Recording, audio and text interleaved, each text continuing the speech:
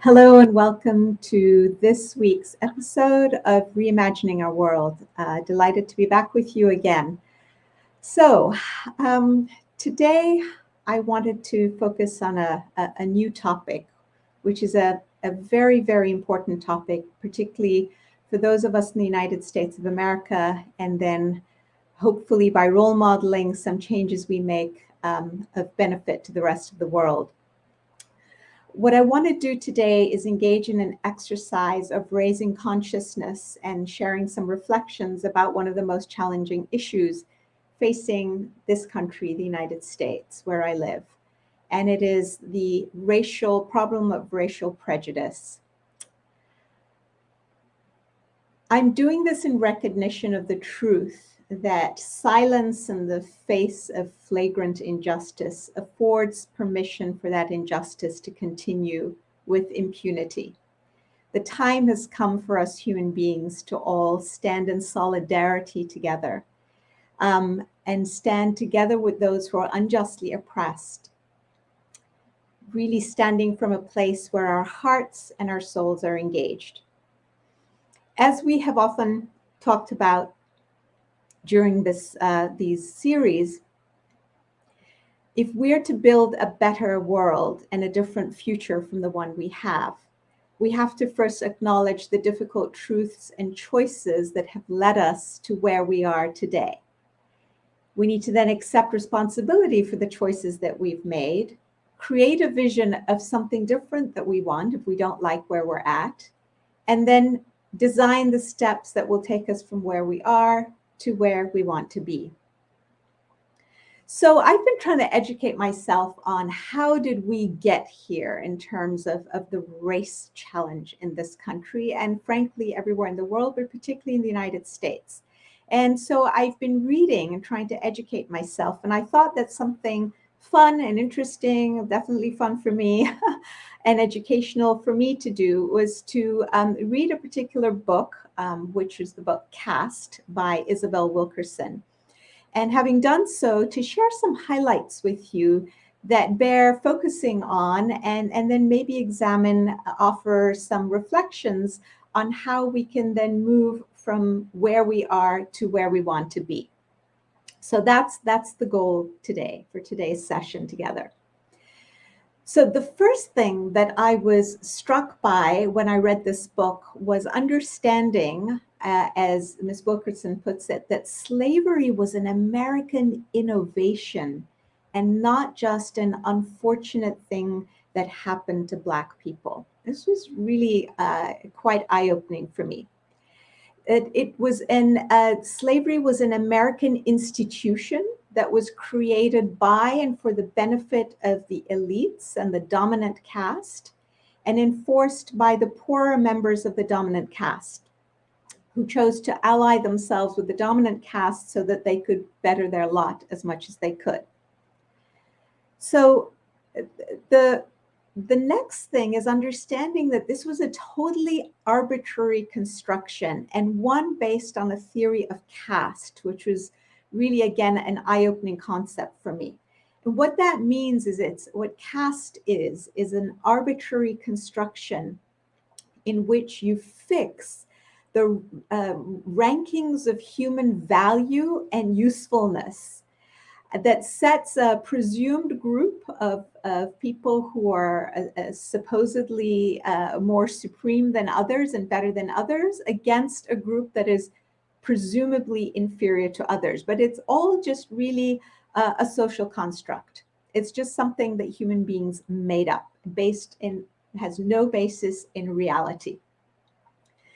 As Isabel Wilkerson points out, caste is therefore I love the way she puts it, the operating system for the economic, political, and social interaction in the United States from the time of its gestation, just as she says, and I'm using a lot of her imagery and language here because it's so powerful, just as she says the DNA is the code of instructions for cell development. It's really about which groups have power and which don't, which group is worthy of access to resources and which group is not, And it's also about respect, authority, and assumptions of competence.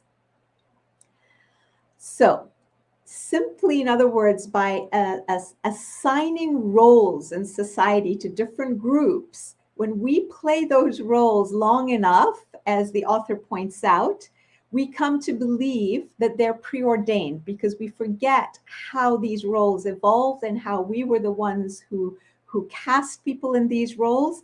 And then we come to believe that, oh, this is just the natural order of things, and this is the way things should be.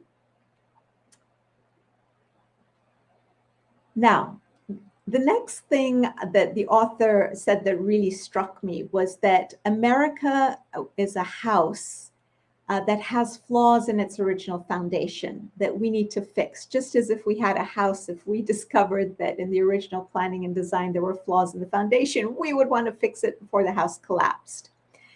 And the next point she makes is that just as the studs and the joists and the beams in a house and the infrastructure of a building are not visible, but they're actually what frames the building and holds it up, so too these flaws about our perceptions of other people, how to treat people whose skin color is different from ours, particularly African Americans. These perceptions of these distortions of reality are all invisible and hidden. And what I love about this book is that Isabel Wilkerson then sets about to uncover what she calls the 8 pillars of caste. So the 8 pillars that hold up the system that are invisible to us, they've just become part of the operating system of how we think as well. Now, her research is based on studying 3 systems of caste around the world: the Indian system of caste, the system set up by the Nazis in Germany, and the system set up in the United States using the mechanism of slavery, and then beyond that.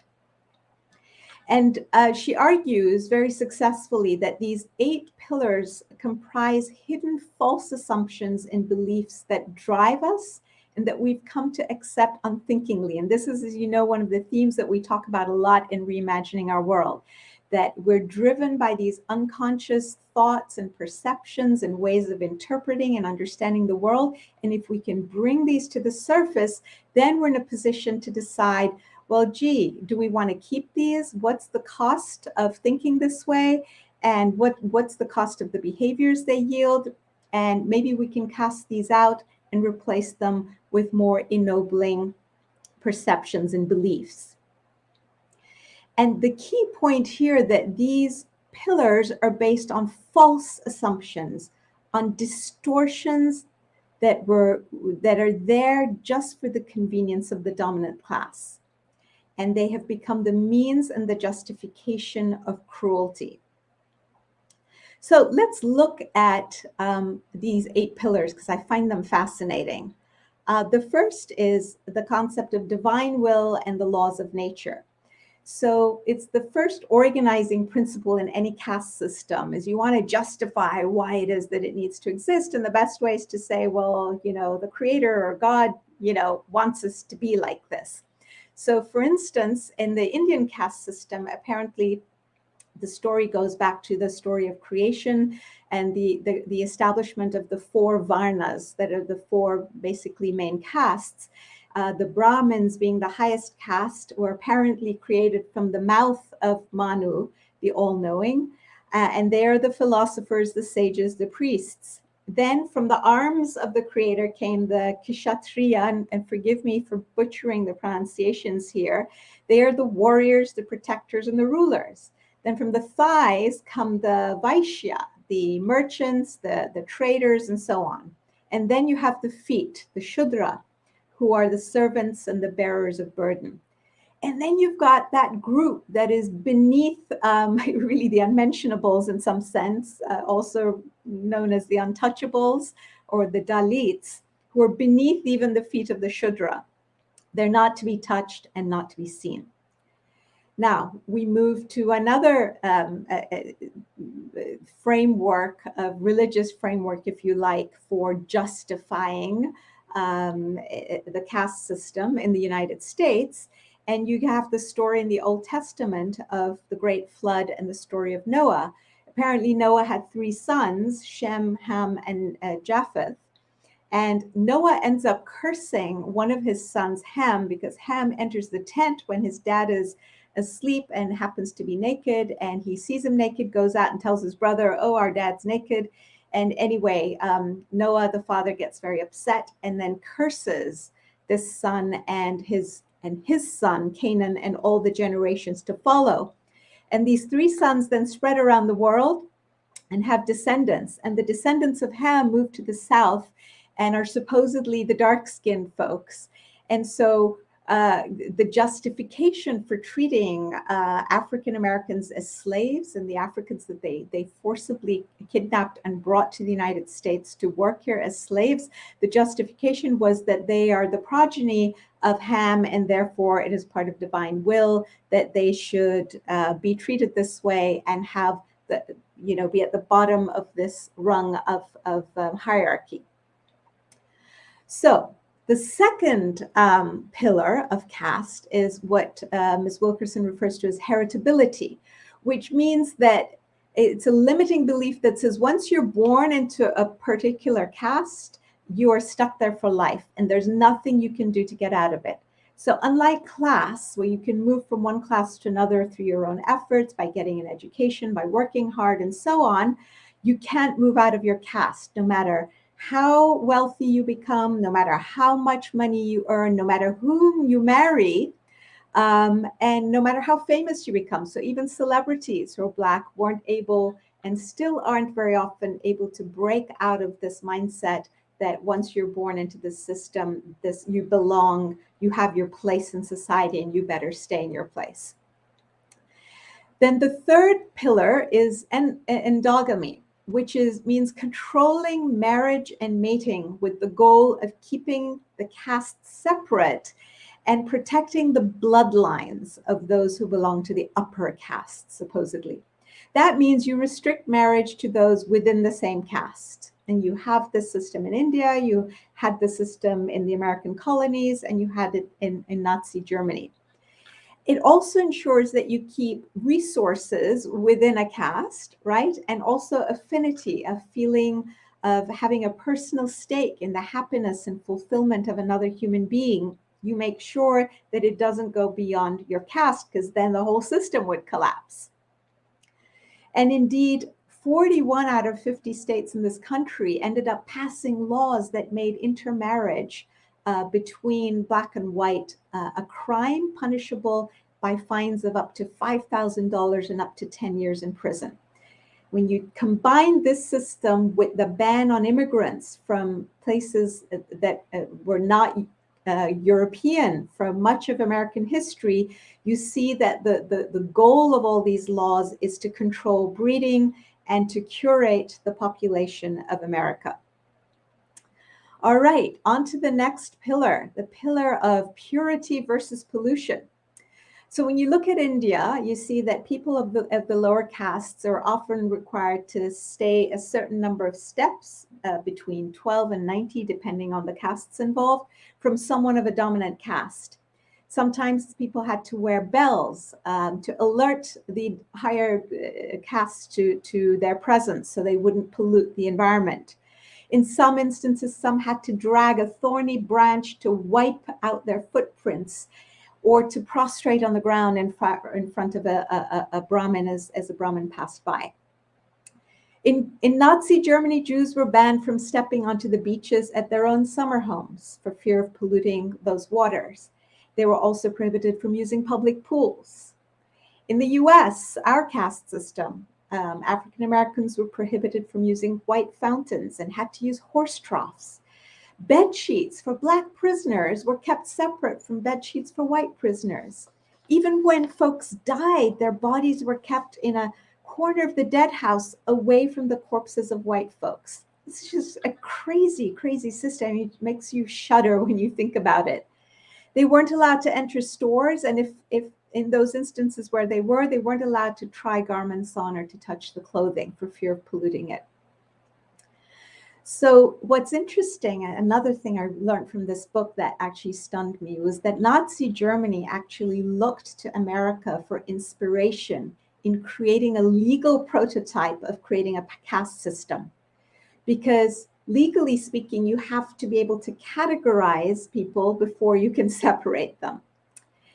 And when they looked at the US, they saw that the US, alone of all the other caste systems, created a system based on racial absolutism. In other words, the idea that a single drop of African blood or varying percentages of Asian or Native American blood could taint the purity of someone who might otherwise be presumed European. But this one drop rule was too much even for the Nazis. And that was something I learned that was horrifying. All right, the next pillar is the idea of that you divide labor based on one's place in the hierarchy. So the entire caste system is based on the idea that there's a class that has to do all the menial duties, the scut work, the dirtiest work, the most demeaning and the least desirable of jobs. And this whole system confirms the economic purpose of a hierarchy to begin with, a caste system hierarchy. So there were artificial parameters set for the roles of each caste. Blacks were allowed to do menial work and to do a certain amount of husbandry and agriculture. They were also at some point allowed to enter the field of entertainment, but even that was cynical because they were forced to have good cheer as a weapon of submission to assuage the guilt of the dominant class and to also humiliate the enslaved. So the system was set up to ensure that African Americans did not step out of their place by prohibiting by law that they couldn't go into the arts or trades or business as an artisan or mechanic or shopkeepers. And in the rare areas where they were allowed to enter, they had to get a license and pay a sum of money, which was a barrier to entry. So there were lots of roadblocks kind of put around them to ensure that they were never able to break out of this cycle of denigration. The next pillar is that of dehumanization of a group and stigma. You know, it's harder, as Ms. Wilkerson points out, to dehumanize a group than it is a person who's standing in front of you who has human emotions. So you start by attributing pollution, blame, or taint to an entire group. And then it's much easier to then strip away individuality. So for instance, in Nazi Germany, the Jews were blamed for Germany's losses during World War I and for the shame and the economic straits of the country after defeat. And therefore, stigma was attached to the group as a whole. Then when they arrived at the concentration camps, they also stripped them of all individuality, their clothes, their hair was shorn off. Anything that kind of made them stand out and distinguished was taken away, and even their names were taken away and they were replaced with numbers. In America, at the auction blocks and labor camps in the South, Blacks were stripped of their names and given other names that they had to respond to. And they have historically been blamed for many of the social ills in this country. Both Jews and African Americans have been subjected historically to gruesome medical experimentation. For instance, in this country, doctors practiced performing surgeries on African American, particularly gynecological surgeries on Black women without anesthesia so that they could better advance their skills. The next seventh pillar is terror, and using terror and cruelty as a means of psychological and physical control. The goal here is to preempt resistance before you even start thinking about it. And so the use of ritualized torture for arbitrary infractions in the Nazi era and in the areas, the Confederate area and post-Reconstruction era in this country, they used the same techniques. The use of the whip was really prevalent in the United States. When you read the story of the Trail of Tears, which was the forced removal of the indigenous peoples of this country from their ancestral homelands, you read that Andrew Jackson, who was the president of the United States, who oversaw this forced removal, used bridle reins made of indigenous flesh when he went horseback riding. So that level of cruelty and terror. And the last pillar is the idea of there's an inherent superiority of the dominant class versus the presumed inherent inferiority of the lower class. To have a caste system, you've got to have this belief in these alleged inferiority and superiorities. And on the basis of this belief, you then allocate people to permanent servile status. And the goal is to always prevent the lower caste from stepping out of their place. So, and again, in the United States and in the Third Reich, both African Americans and Jews were prohibited from the sidewalks and were forced to walk in the gutter and give way if somebody from the dominant class came. In all three systems, the lower classes could not be dressed better than the upper caste, or drive better cars, or have nicer homes. The Dalits in India, there was a law even dictating the length and the folds of the woman's saris. And in some US states, there were laws specifying which fabrics people from the enslaved classes could wear. Answering with the wrong tone, or insolence, or an expression in the face, or walking a certain way, all of these had to be fixed and punished in order to keep people in their place. Now, some of the consequences of these erroneous perceptions and false assumptions and really destructive mindsets is the following. These pillars in the caste system represent a distortion of the human spirit. They dehumanize both the oppressed and the oppressor.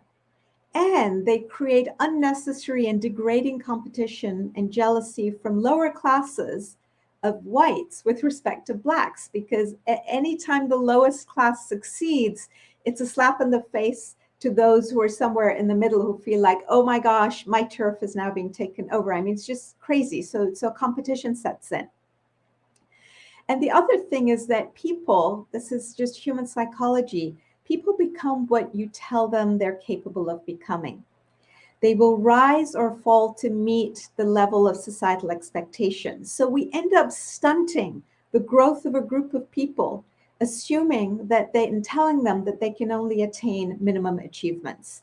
We therefore deprive them and ourselves as a society at large from the unique gifts and talents that the oppressed group is born with and can bring to us.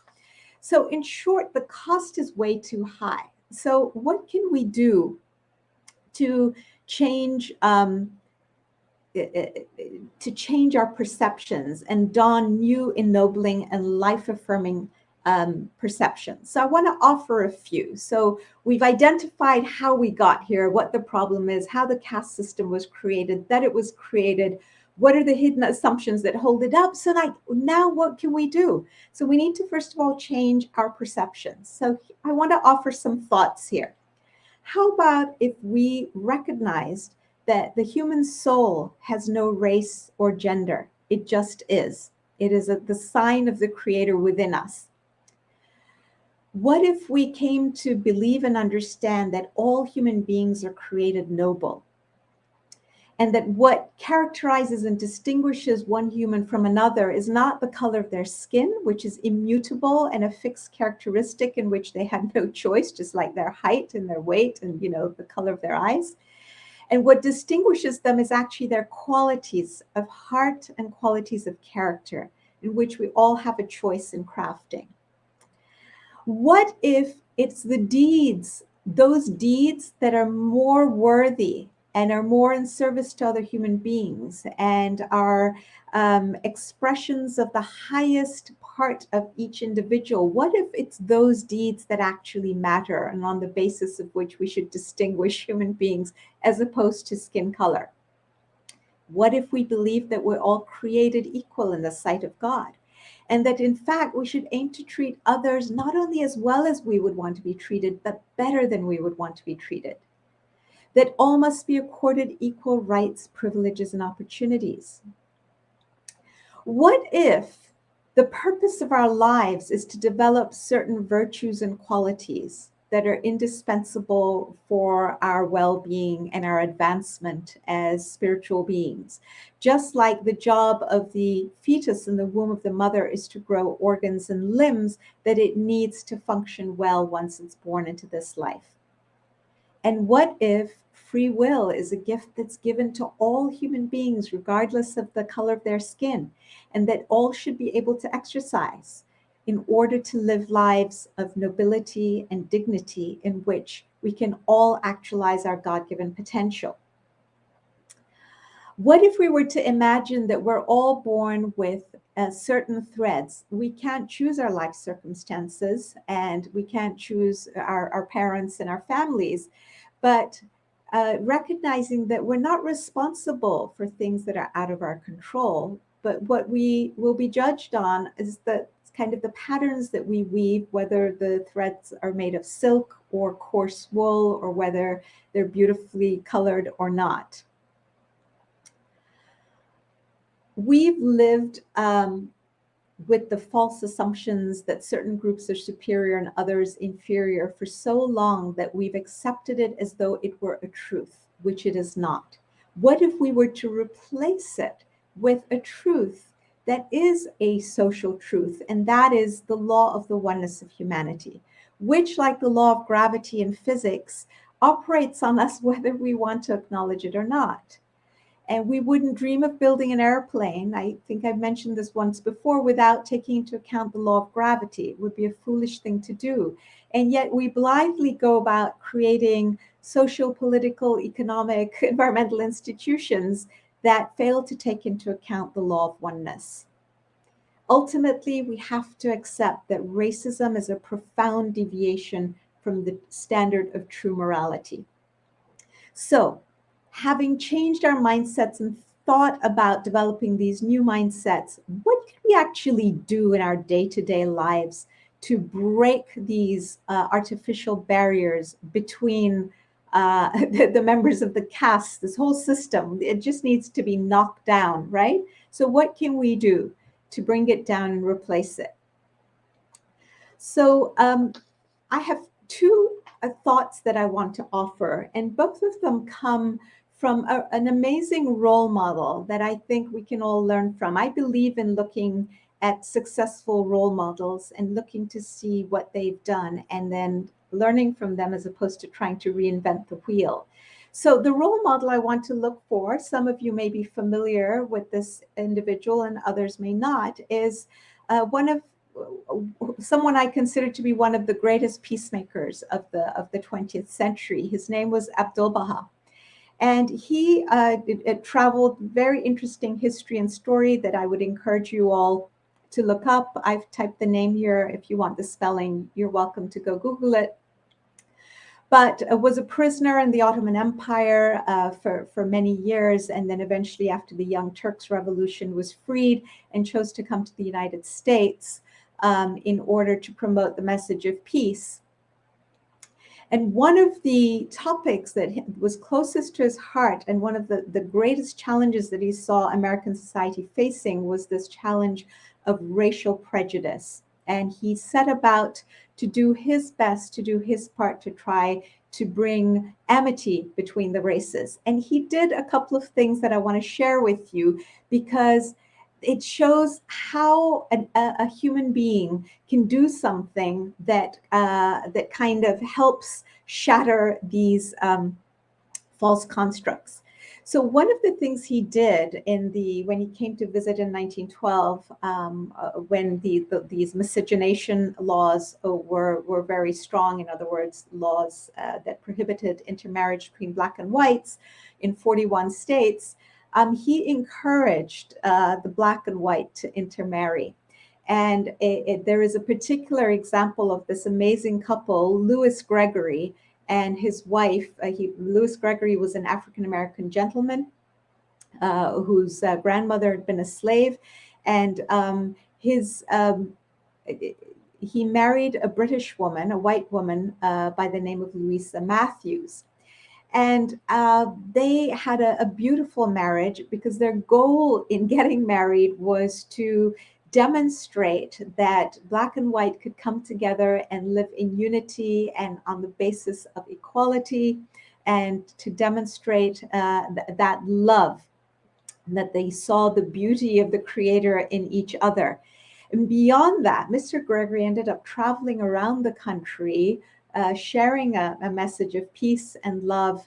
And he really, both of them took enormous risks in breaking the social mores of their time by exercising courage and getting married and then traveling around the country to talk to others about how they could break through these bonds. The second example that I wanted to draw on of something Abdu'l-Baha did was there's a story of him being invited to host a luncheon, a social luncheon at the home of Agnes Parsons, who herself was a woman of high society here in Washington, D.C. And basically, she did not have any African Americans on her guest list because in those days, socializing was segregated in DC and Blacks and whites didn't socialize together. So Abdu'l-Baha basically invites Louis Gregory, the same individual, to come meet with him at her home before the luncheon.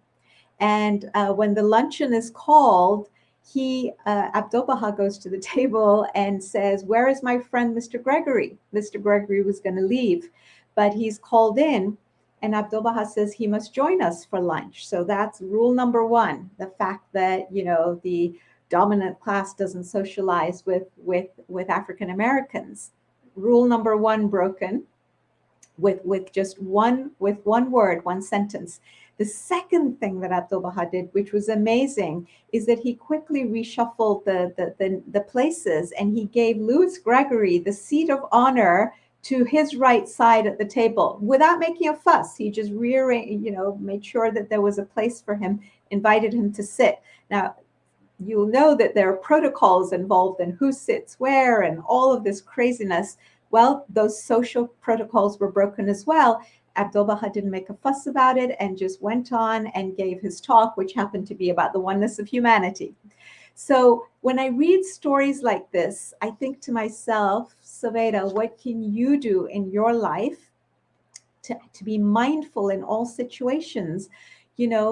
Are there opportunities when I can mindfully make sure that we have a diverse group, that my African American sisters and brothers are also represented in whatever kind of gathering, whether it's at my kitchen table or at my dinners, or going out for a walk, or whatever it is, going to the pool, having a conversation, inviting them to speak, making sure they're represented on all the panels and talks, and in the workplace, make sure that we are hiring people of diverse backgrounds so that we don't miss out on the amazing contributions and talents that people from all backgrounds bring to bear.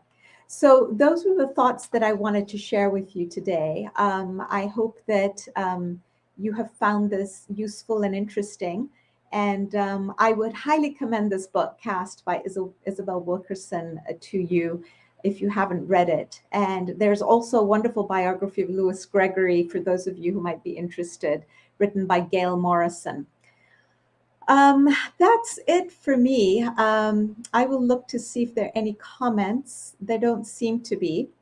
In which case, I will bid you all farewell and look forward to seeing you next month. All right. Take care. Goodbye for now.